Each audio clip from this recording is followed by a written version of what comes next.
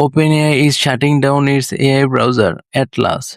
But here is the twist. It could be the start of something much bigger. Atlas launched in late 2025 as OpenAI's AI browser designed to help users browse the web, summarize space, and even complete tasks automatically. Now OpenAI has announced that Atlas will shut down by August 9, 2026. But don't make this for a failure. Reports suggest OpenAI is moving Atlas-based AI feature directly into ChatGPT and its other products.